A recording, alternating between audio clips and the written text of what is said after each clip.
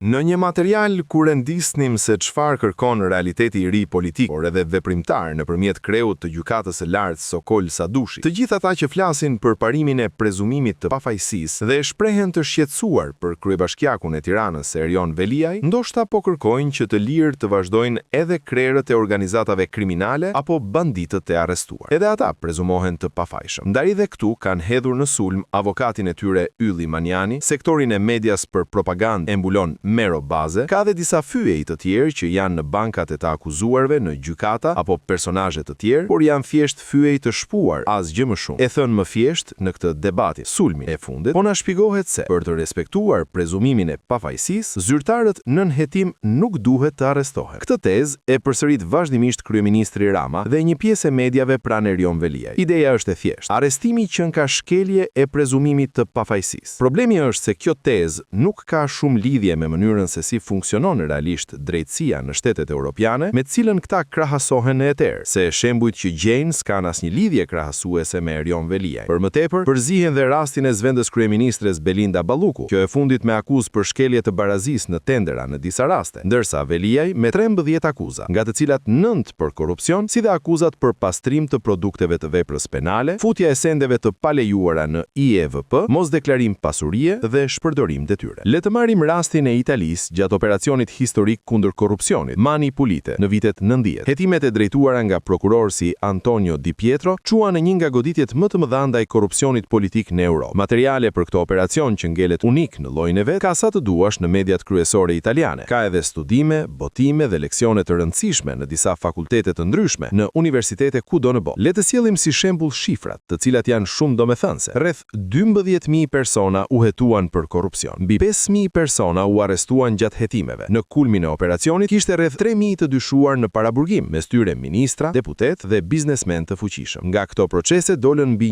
1.200 dënime penale. Pra, mijëra politikanë dhe zyrtarë qëndruan në paraburgim gjatë hetimeve. Dhe askush nuk tha se kjo shkelte prezumimin e pafajësisë. Pse? Sepse paraburgimi nuk ka lidhje me shpalljen fajtor të dikujt. Ai është një mas sigurimi që përdoret kur ekziston rreziku që i dyshuari të manipulojë provat, të ndikojë dëshmitarët ose të koordinohet me persona të tjerë të përfshirë në skem apo të largohet. Madje kur qeveria e Silvio Berlusconit tentoi në vitin 1994 të kufizonte paraburgimin për korrupsion, reagimi publik dhe institucional në Itali ishte aq i fortë sa masa u tërhoq shumë shpejt, sepse u konsideruar një përpjekje për të shpëtuar klasën politike nga hetime. Prandaj dilema nuk është prezumimi i pafajësisë. Ai respektohet gjithmonë deri në vendimin përfundimtar të gjykatës. Dilema reale është tjetër. A duhet drejtësia të ketë mjete për të parandaluar manipulimin e provave dhe ndikimin mbi dëshmitarët, apo duhet të qëndrojë pasive derisa dosjet të shkatrohen dhe provat të zhduken? Rasti Veliaj ka edhe ndikimin mbi dëshmitarët, por edhe shkatrimin e provave. Rasti Klotilda Bushka mjafton si sqarim. Kryetaria e Komisionit të Ligjeve shkonte në zyrën e avokatit të popullit dhe thërriste një dëshmitare të çështjes, apo dikujt i merrej e ndryshonte telefoni. Historia e SPAK dhe luftës kundër korrupsionit në Shqipëri sapo ka filluar. Por nëse do të ndiqnim logjikën që po na serviret në debatet e fundit, ndoshta zgjidhja më e thjeshtë do të ishte të shpallim se prezumimi i pafajësisë nënkupton që askush i rëndësishëm nuk duhet të arrestohet kurrë. Sidomos po të jetë kryebashkiaku i Tiranës, se nuk ka kush bën punën. Do të ishte një teori shumë komode për pushtetin dhe shërbëtorët e saj në sistemin e drejtësisë, deri tek partizanët në gjykatën e lartë apo të marrët peng në gjykatën e kushtetuese. Kjo është teori që kërkon të kthehet në aksion, por fatkeqësisht nuk është drejtësi.